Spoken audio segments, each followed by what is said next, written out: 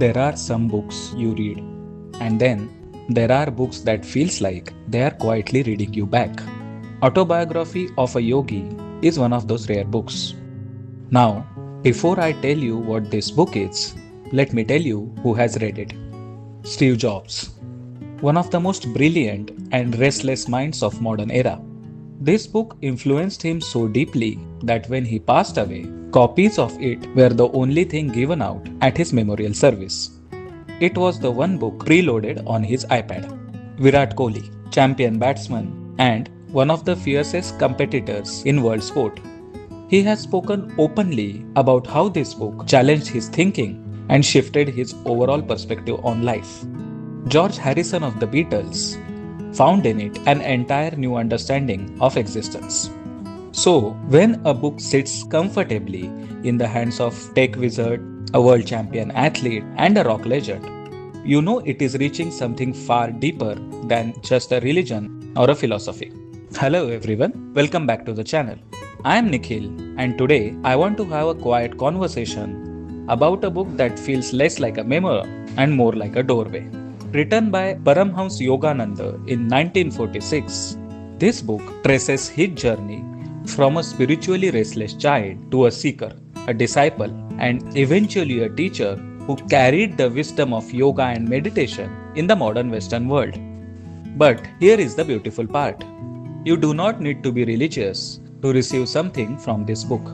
You do not need to be spiritual.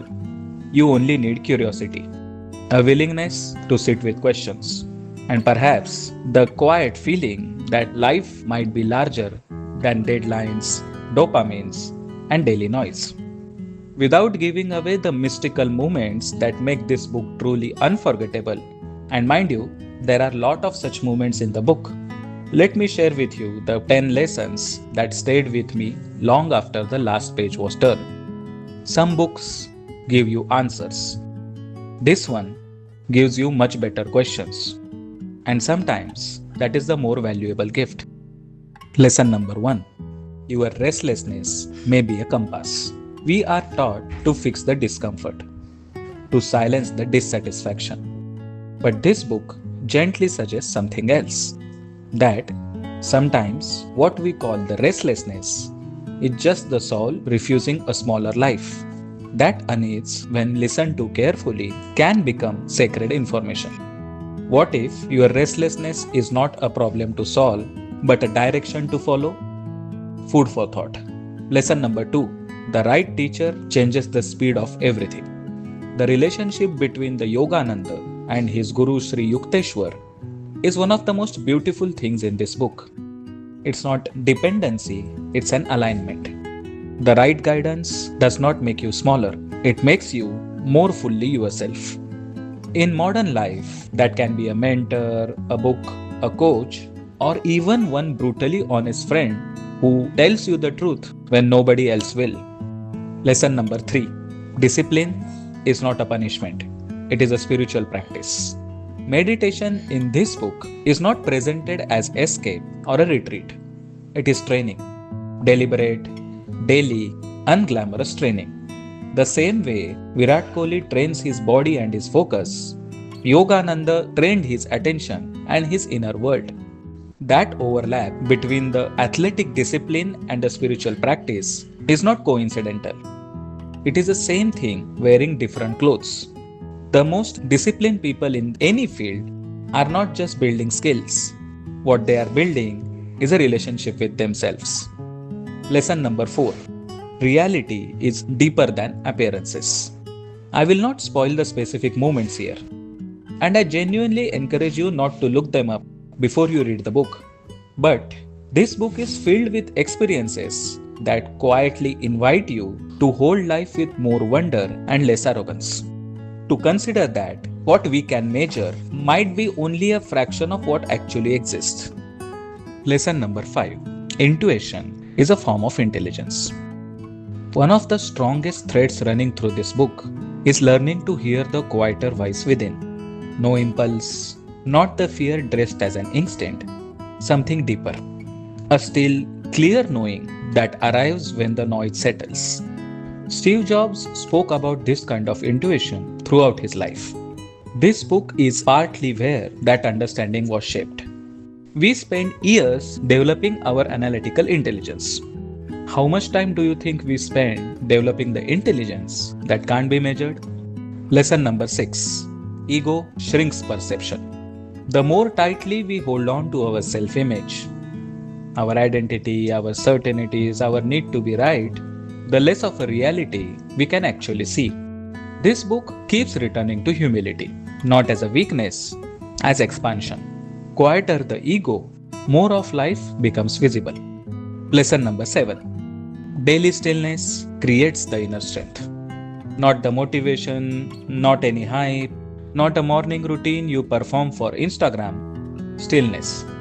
A few genuine minutes of silence every day.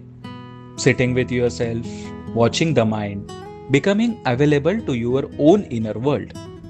It slowly and quietly turns the chaos into clarity. This is perhaps the most practical lesson in the entire book. Lesson number 8. Science and spirituality are not enemies. What I love deeply is how naturally this book treats spiritual practice as inner experimentation. Observe, practice, repeat, notice the change, and adjust accordingly. It is surprisingly methodical. And that methodical quality is exactly why it resonates with scientists, athletes, and the entrepreneurs as much as it does with the seekers. The outer world rewards those who experiment with matter. Inner world rewards those who experiment with attention. Lesson number 9. Service gives wisdom weight.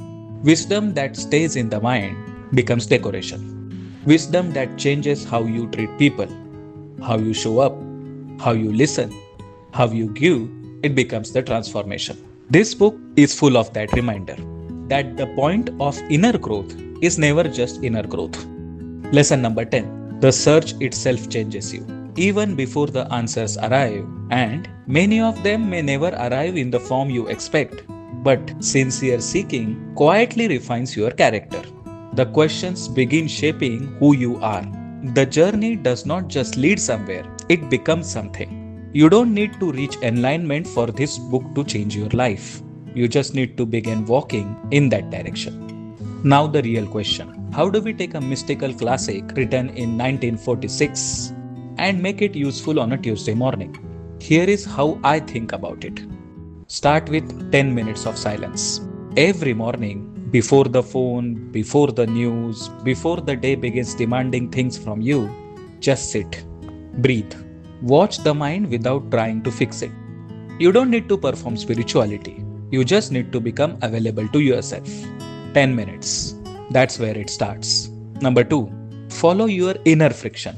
Notice where your life keeps producing the same discomfort, the same argument, the same restlessness, the same quiet ache. That pattern is rarely random. It is usually pointing directly at a lesson you have been avoiding. This book teaches you to turn towards that friction rather than running away from it. Number 3. Treat your intuition like a muscle. Start journaling before taking a big decision. Write what fear says. Write what logic says.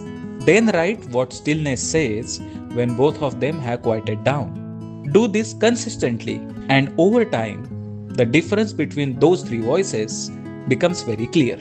And the third one, the still one, is almost always worth listening to. Fourth thing is, convert your wisdom into behavior. This is the most important one. If a chapter teaches you patience, practice it in the traffic. If the chapter teaches you surrender, practice it when the expected outcome slips out of your control. If it teaches you presence, bring it into your conversations. Close the laptop, look at the person interacting with you, and actually listen. This is where the book stops being philosophy and becomes practical spirituality. It's not about floating above the life. It's walking through it with steadier feet. Spiritual practice is not something you do away from life. It is something you do inside the life in every ordinary moment that asks something from you. What stayed with me most is this. This book makes the invisible side of life feel intimate. It reminds me that beneath productivity, ambition, and even self-improvement, there is a quieter hunger. the hunger to feel aligned, to feel inwardly clean, to know that the success is not secretly costing the soul. I also love how it never feels preachy, it never lectures, it never demands belief. It feels like being led gently by the hand through mystery with just enough light to keep moving forward. And maybe that is why this book has survived generations. Why it keeps finding its way into the hands of most driven, most restless, and most searching people in every field. Because whether you are building a company, chasing excellence in sports, or simply trying to become a little calmer and a little more conscious, it asks the same question: who are you when the noise falls away? For me, this was less of a book and more of a mirror, a gentle reminder that the inside world deserves as much attention, care, and honest engineering as the outside one. As I said in the beginning of this video, some books gives you answers. This one gives you much better questions. And I think I am still sitting with some of mine. And with that, me Nikhil signing off. We will meet again soon with another book, another quiet conversation, and another cup of coffee. Until then, take care. If you get some value from this video, please do consider subscribing to the channel. Share this video with a fellow reader and keep turning the page. I thank you very much.